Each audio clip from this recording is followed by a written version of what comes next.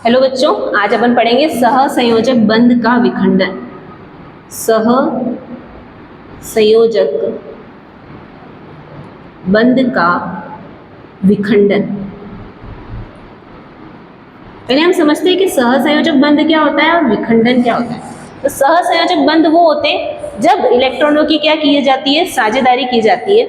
जब दो परमाणु, या बोल सकते हैं कि जब दो परमाणुओं के मध्य इलेक्ट्रॉनों की साझेदारी होती है, तो वो क्या, कौन से बंध का निर्माण करते हैं? सहसंयोजक बंध का निर्माण करते हैं। और जब वो बंध टूटते हैं तो उसको बोला जाता है विखंडन। क्या बोला जाता है? विखंडन।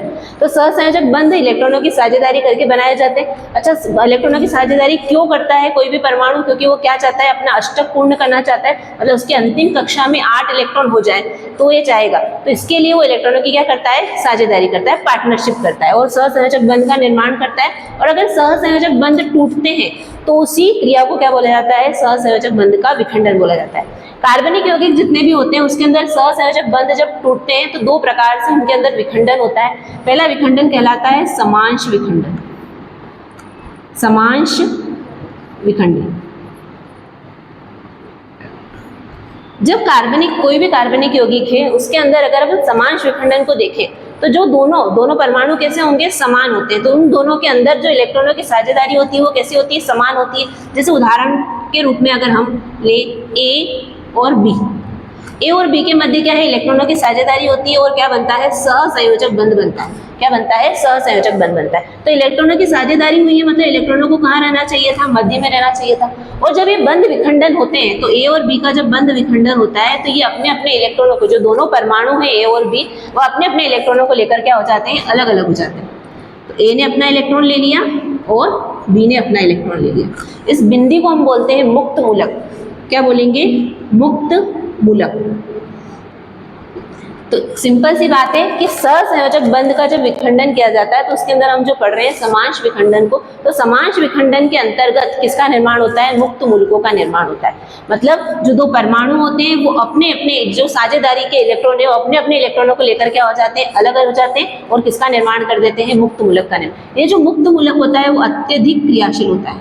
कैसा होता है? अत्यधिक क्रियाशील होता है।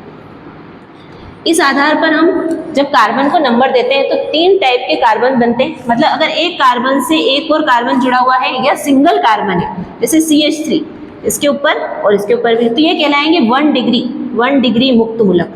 ये कहलाते हैं 1 डिग्री मुक्त मूलक। जब हम बात करें एक कार्बन से जब 2 कार्बन जुड़े हुए होते हैं, एक कार्बन से जब 2 कार्बन जुड़े हुए होते हैं और इस पर एक खुद का इलेक्ट्रॉन होता है तो ये कहलाता है 2 डिग्री मुक्त मूलक। जब एक कार्बन से 3 कार्बन जुड़े हुए होते हैं और इस पर खुद का स्वयं का एक इलेक्ट्रॉन होता है तो वो कहलाता है 3 डिग्री मुक्त मूलक। इस प्रकार हमें 3 प्रकार के मुक्त मूलक प्राप्त होते हैं। 1 डिग्री मतलब इसको बोला जाता है प्राथमिक मुक्त मूलक, ये होता है 2 डिग्री मतलब इसको बोला जाता है द्वितीयक मुक्त मूलक, और ये होता है 3 डिग्री, इसको बोला जाता है तृतीयक मुक्त मूलक। इस प्रकार जो सहसंयोजक बंध होता है उसके समांश विखंडन के द्वारा मुक्त मूलकों का निर्माण होता है जो अत्यधिक क्रियाशील होते हैं और 3 प्रकार के मुक्त मूलक बन सकते हैं। प्राथमिक मुक्त मूलक, द्वितीयक मुक्त मूलक और तृतीयक मुक्त मूलक। अच्छा, ये मुक्त मूलक बनेंगे कैसे?